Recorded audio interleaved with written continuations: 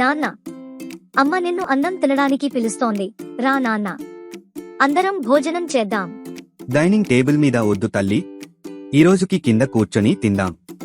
ఎన్ని రోజులవుతుందో అలా కింద కూర్చొని తినకుండా. ఈ రోజుల్లో కింద కూర్చొని ఎవరు తింటున్నారు నాన్న? అలా తినడం వల్ల అసలు లాభం ఉందా? ఈ అలవాటు ఎన్నో శతాబ్దాల నుంచి ఉన్నదే.